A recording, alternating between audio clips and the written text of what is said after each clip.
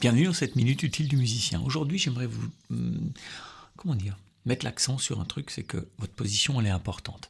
Pas tellement si vous prenez votre guitare pendant 5 minutes, pas tellement si vous faites un peu de blues, machin, vous vous débrouillerez. Si vous avez un truc un peu technique à faire, c'est-à-dire avec des grands écartements, par exemple, ou du legato, alors, si vous bossez 2 minutes, ça va, mais faites gaffe, pas vous faire mal. Je vais vous donner un exercice, il va falloir faire très attention à ne pas vous faire mal. Dès que ça commence à tirer, c'est que vous n'êtes pas dans la bonne position. Ok ? Votre guitare, si vous avez besoin d'écarter les doigts, il y a un truc qui ne va pas être possible, c'est de la tenir comme ça. Tenir comme ça parce qu'en fait, vous allez avoir besoin de rabaisser votre poignet. Et si vous rabaissez votre poignet, vous allez baisser votre épaule, vous allez tout abaisser comme ça et vous allez vous faire mal au poignet. Il n'est pas fait pour bosser comme ça, il est fait pour bosser comme ça, maxi 15 degrés ici de flexion. Ok. Donc, s'il est à 40, 80 ou 90, ça ne marche pas. Ça peut marcher, il y a des très bons guitaristes qui jouent comme ça, mais ils risquent de se faire mal et s'ils ont une faiblesse tendineuse ou je sais pas quoi, ils peuvent se faire tendinite et dystonie de fonction et tout ce bazar. Donc ça c'est quand même, je vous mets vraiment en garde sur tout ce bazar. Ok ? Donc une des premières choses, il va falloir remonter ce manche, parce qu'en remontant ce manche, admettons qu'on arrive quelque part à mettre la guitare un peu comme ça, il va se passer que ma main va se mettre dessous comme ça, et je vais pouvoir écarter les doigts très facilement, tu vois, là je vais de la 5 à la 12, parce qu'en fait, je suis bien placé dessous, et quand tu regardes mon poignet, il est exactement, comme je te dis, avec un espèce d'angle de 15 degrés, pas plus. Ok ? Et ça me tire pas, là, parce qu'en fait, je suis pas en train d'être comme ça. Ok ? Si tu as une position de blues, tu pourras pas faire ça. Après, la position de blues, c'est très très bien pour jouer du blues, du rock, des bands, des machins, donc ça veut dire qu'il faudra changer en fonction de vos besoins, premièrement. J'ai fait une formation qui s'appelle biomécanique du guitariste. On regarde tous les inputs, tout ce qui rentre en compte pour arriver à jouer des trucs techniques, gagner en vitesse, en fluidité, en facilité de jeu. Et surtout, pas se faire mal. Éviter les tendinites. C'est un peu... voilà, faut s'y intéresser pour que ça marche. Donc ça veut dire, pour faire ça, il va falloir soit que je joue avec une sangle, c'est que le début, vous allez voir qu'il y a plein de trucs à voir. Alors, soit je joue avec une sangle, et j'ai suffisamment de souplesse pour creuser un peu mon dos, enfin en tout cas le garder bien droit, et puis d'être comme ça, tu vois, d'avoir une guitare à 45 degrés, là je vais être bien pour faire des grands trucs. Pas de son, voilà.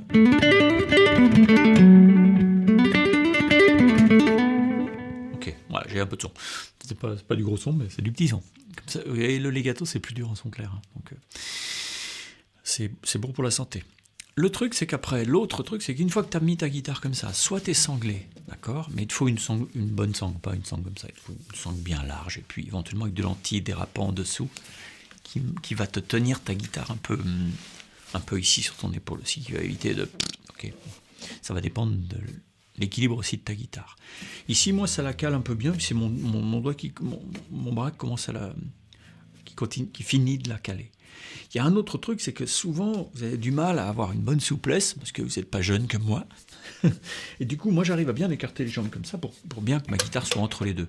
Mais si jamais vous avez un peu de mal, ou vous avez un peu de bide, j'ai plein de potes, ils ont du bide, c'est pas si facile, ok, de trouver. Dans ce cas-là, vous pouvez rester sanglé, mais sur un tableau bourré de barres, un peu haut de barres, pour avoir les pieds bien au sol, et surtout d'effacer les fémurs. C'est-à-dire que là, mes fémurs, ils gênent, par exemple, et là, ils gênent plus. Ok ? Ça va dépendre des gens, mais il y a possibilité de trouver vraiment une position convenable là-dessus. Troisième point, il va falloir faire attention à surtout éviter d'avoir la guitare de face, il va falloir la projeter un peu vers l'avant. Parce que votre bras, il n'est pas fait pour bosser à ce niveau-là, ici, près de toi. Okay, ça veut dire qu'ici, je suis obligé de tirer par là-bas, de faire une traction. Et ça ne marche pas. Ok, donc il va falloir faire en gros ça et en gros ça. Là, tu seras pas mal. D'accord ?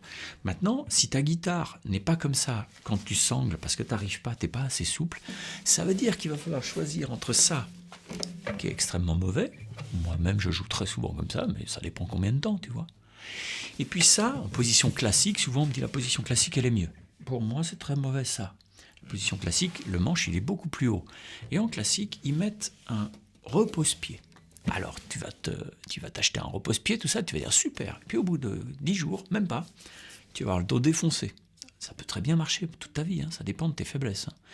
Mais pour plein de gens, c'est quand même un gros inconvénient. Le repose-pied, parce qu'on a tendance à le mettre à 10-15 cm de haut, ce qui est vachement bien pour jouer, on est plutôt bien. Il y a plein de gens en classique qui ont fait comme ça pendant toute une carrière. Hein. Mais pour leurs vieux jours, ils se disent « Ouh là là, j'aurais peut-être pas dû faire comme ça ». Parce que ce qui se passe, c'est qu'en remontant ici, tu induis un cul pas plat, parce que tes fémurs, ils sont pas parallèles en gros, ils sont pas dans le même angle. Et donc, tu as ton cul pas plat, tu as ta colonne qui fait ch'touk, ok, et ça marche pas.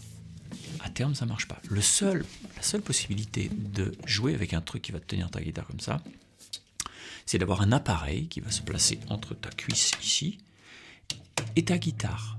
Genre, si tu joues en guitare acoustique, un truc du type Ergoplay, qui est une super marque, c'est un machin avec des ventouses, et puis tu peux le régler, paf, t'as ta guitare pile comme tu veux. Franchement, il n'y a pas mieux. Il n'y a pas mieux. Le seul inconvénient, c'est qu'il y a certaines guitares, pas tellement les classiques, mais sur les folk souvent, qui ont un vernis qui est plutôt, qui est pas très gloss, et du coup la ventouse elle accroche pas dessus. Dans ce cas-là, il faut coller une espèce de petit film en plastoc pour que ça se mette à bien ventouser dessus. Okay, il y a aussi des trucs de guitare qui te tiennent la guitare un peu haute ici, en le mettant ici sur cette jambe. Moi, je suis pas pour, je suis même contre, parce que ce qui se passe alors, si tu es très petit, pourquoi pas? Si tu fais 1m55, ça va.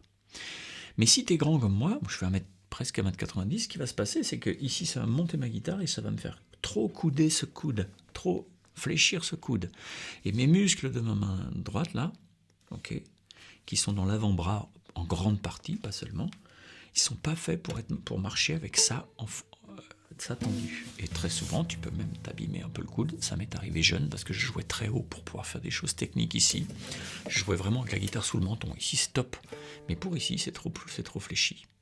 Si t'es petit, c'est pas pareil parce que t'as des plus petits membres. Donc du coup, ils vont être moins fléchis ici. Okay, tu vois, il y a beaucoup de choses qui merdent. En fait, la guitare, c'est fait pour merder. Donc une position idéale, c'est un truc qu'il faut bien comprendre, c'est que c'est quelque chose qui va être individuel en fonction de ta morphologie, en fonction de ta guitare, en fonction de tes habitudes. Il va falloir changer petit à petit. Et c'est surtout qu'une position parfaite, c'est pas une position fixe. Il va falloir être souple pour pouvoir bouger. J'explique tout ça dans la formation qui est dédiée à ce sujet-là uniquement. Un petit exercice que vous allez pouvoir faire lentement.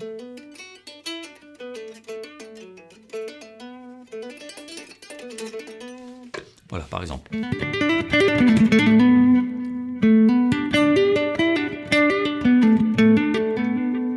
Ok, je vous mets ça dans un PDF. Je m'en rappelle maintenant.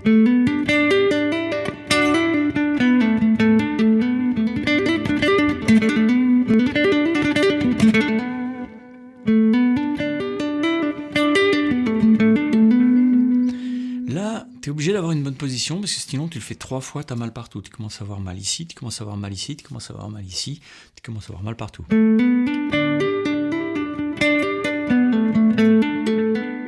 Ok, je vous mets ça dans un PDF. Vous travaillez ça tranquille. Dès que ça tire, vous arrêtez. Vous changez de position. Je pense que même dans la bonne position, ça peut tirer. Ok, parce que c'est très exigeant. Pourquoi c'est très exigeant? Parce qu'il y a des grands intervalles, des grands écarts. On peut encore faire pire comme écart. Mais moi, après, je suis pas maso. On pourrait, oui, aller plus loin. Mais quand tu veux jouer, il y a toujours moyen de trouver des solutions plus proches. Okay, n'hésitez pas à aller voir un petit peu la présentation de cette formation, parce que j'ai mis des belles choses dedans. Il y a aussi des interviews d'experts, des entretiens d'experts, avec Thierry Charpentier, un super ostéo, kiné, qui est vraiment pointu, et qui est aussi guitariste. Donc, on vous donne plein de conseils pour essayer de trouver, et puis adapter. Si tu as déjà mal, fais cette formation avant d'arriver à quelque chose de très critique. La dystonie de fonction, c'est quelque chose de pas cool du tout. Je vous embrasse. Bye, ciao.